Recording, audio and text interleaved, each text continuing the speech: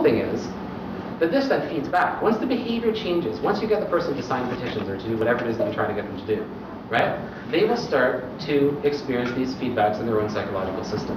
Now, behaving in this way will seem even easier to them because they know they can do it because they just figured it out. They'll start to meet people who are, thinking consistently this way. They'll start to meet other people who do this. They'll have conversations around this way of behaving. They will justify their own behavior and reinforce their own attitudes that led to that. They'll also gain further information that will support this even further, etc., etc. Right? You can see how the behavior change feeds back to reinforce the drivers of that behavior in the first place. People will also tend to, in an ideal world anyways, identify themselves as the kind of person who thinks this way. They'll start to change their own habits. And then as time goes on, you start to build a psychological system that more strongly reinforces these things. Identity processes come in. Habits start getting formed around activism or whatever it is that you're talking about, right? And you can imagine over time this system strengthening and strengthening and strengthening as the feedback loops go back and forth, back and forth, so that these arrows get even greener and bigger. So these arrows get even greener and bigger, right? And at some point, the exciting possibility here is that you have now built, in this case, an activist identity, or an environmentalist identity, or whatever. It should mean that other types of related behaviors start to come onto the horizon of, some possibility for this person, right? Their psychological system says, hey, I believe in these things, and look, here's a bunch of other things that I could do also, right? And at this point, you have a person who is well poised for an ICBM attack or something like that, right? Where all of these different drivers now simultaneously come to infinity and all of these different behaviors.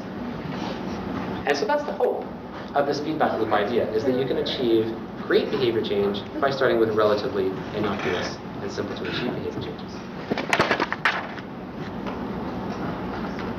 So, over the past number of decades, we've done an all right job at getting people to be aware of at least some of these things. I don't know how much the public is even aware of overfishing around the world, but in any case, right, we have achieved some awareness of these issues. But how good have we been about, in this case, with regards to climate change, getting people to learn more about it, reduce their consumption, talk to people? We haven't done an overwhelmingly good job about this part of it. So there's this disjunction between what we've achieved in the information end and what we've achieved in the behavioral end. Or if you think of a lot of the behaviors that are relevant to activism, right? Then again, I would say we haven't achieved those to any great degree, the behaviors themselves. I'm going to pass that by. On the other hand, perhaps it's not entirely true, in that things are starting to change. And this is a meme or a narrative that I think we need to share with the world quite a bit more than we have, because it's a really important one. For example, you have examples like Avaz that we were talking about, or like 350.org, who in a very short amount of time have gone from obscurity, from nothing basically. 350.org 3 years ago was, I think, 6 students or something like that, right? And now it's a massive international organization. In November, they planned the simultaneous demonstration of like 5,200 different protests in 181 countries around the world or something like that.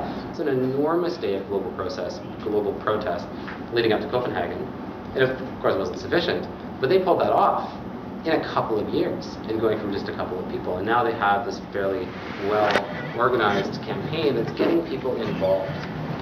And that, I think, is where the hope lies, is an organization like 350.org has figured out how to get people involved. Right? Because once people get involved, then they start to identify and own that and change their motivations and blah, blah, blah, all these things we just talked about a moment ago.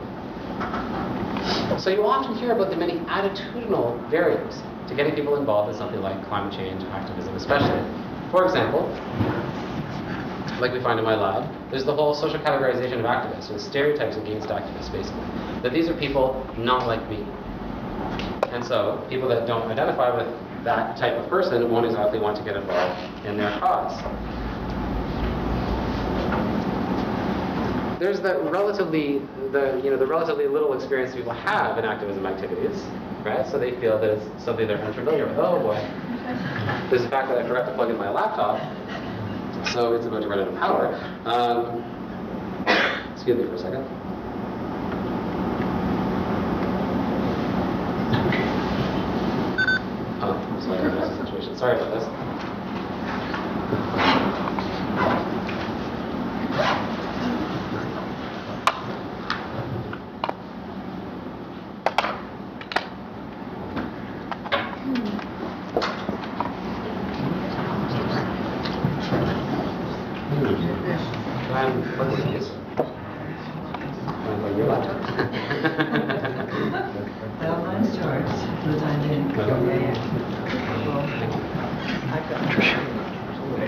How do you open this thing? Man, I have to remember this everything. Patricia. What? Which one? Okay, sorry about that.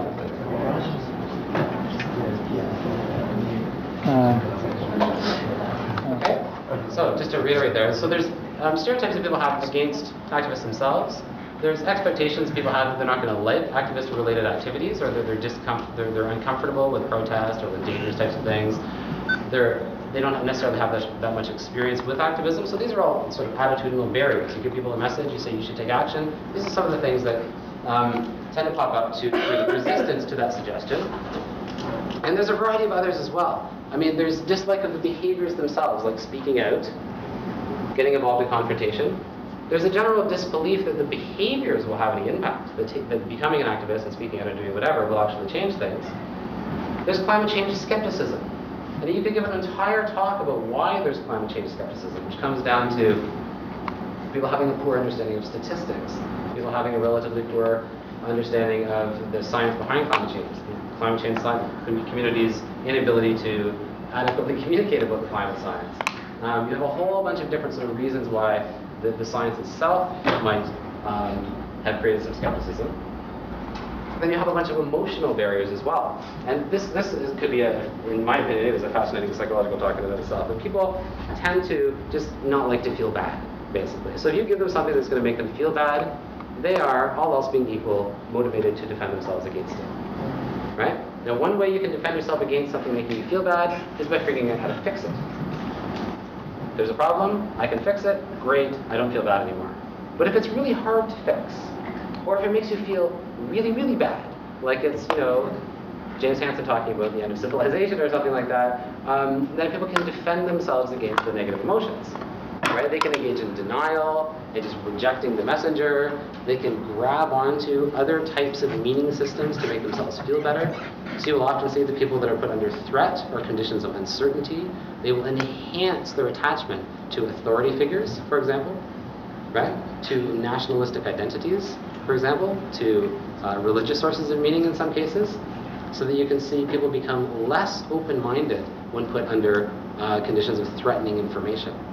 So threat drives, in a sense, closed-mindedness and an inability to tolerate dissent. Exactly the opposite of what we would need to have a good climate change discussion.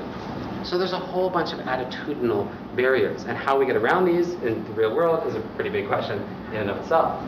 But one thing to think about is that for pretty much all of these barriers, there are different types of solutions as well that are available to activists. So, for example, changing the discussion in order to emphasize more kind of universal aspects or shared aspects of our common humanity and things like this. The fact that people's fate is intertwined, that we are interdependent when it comes to something like climate change, and trying to get across a more universalistic type of message rather than an us versus them type of mentality should help people become more kind of collectively motivated, I guess you might say.